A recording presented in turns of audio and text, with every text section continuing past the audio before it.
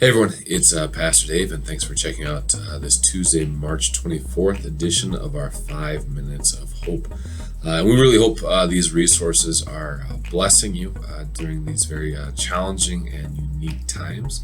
As always, we're trying to provide as many resources as we can. So again, with the video, there's a link to all of the resources on our website, links to worship services, Bible studies. We've got a few links for resources for kids. So if you're looking for some Bible stories, and of course, when we have our where we going? Story time with Pastor Dave on Tuesdays and Thursdays, started that.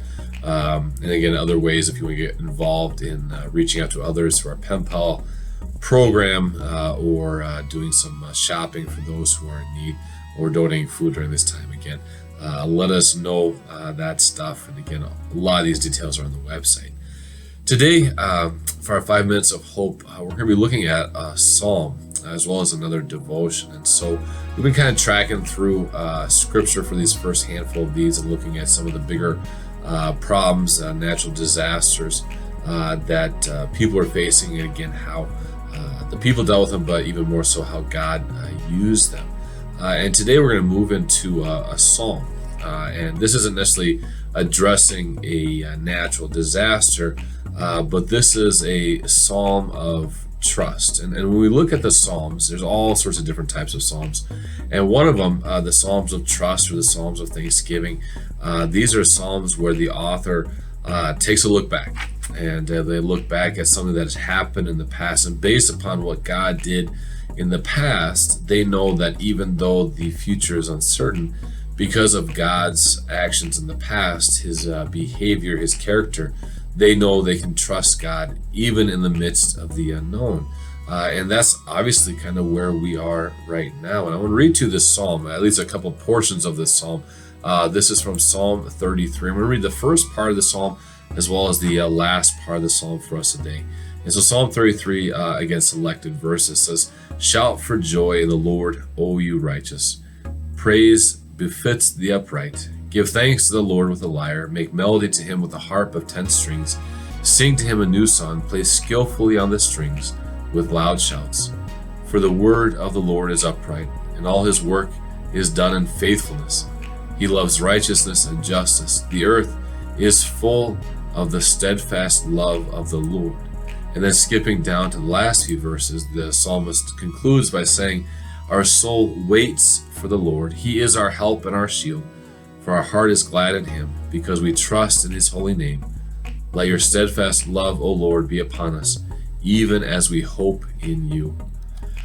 And again, that's a big thing right now, is just this idea of trust. Because obviously, as we talk about every day, as you know, as you've probably read, and just on your heart and your mind a lot, is we don't know where everything is going to go. You know, we might have some ideas, we might have some theories on what will be happening in the world around us in the days and the weeks and the months to come. But the reality is we don't know anything for sure. But again, as God's people, as God's beloved, we have trust in God. We can trust that even though the future is unknown, because the Lord has taken care of us in the past in different ways, in different circumstances, we know for sure that in the future, in this new future, God will continue to take care of us. And again, we don't know what exactly that will look like, but we know that whatever God does, it will be for our good. And I want to read to you a little devotion as well. This comes from, again, one of my favorite authors, one of my favorite, he's a priest, he's an author, writes wonderful meditations, Henry Nouwen. And again, I use a lot of his stuff, but he wrote a devotion just a couple of days ago.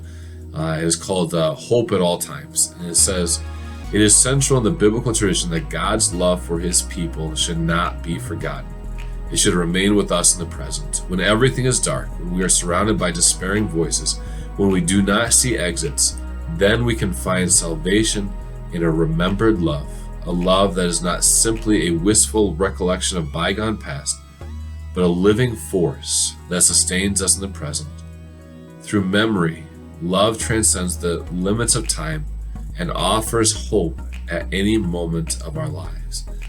And so again, that's my prayer for us today, is that we would look back on the hardships of our lives, whatever those other hardships look like, and remember how God stayed with us, how God provided for us, how God blessed us, and knowing that, again, whatever may happen with this virus, that God will do the same for us. So may God give you hope. May God bless you as you trust in him, as you remember his constant goodness in your life in the past, and look forward to how he will reveal that goodness in your life here in the future to come.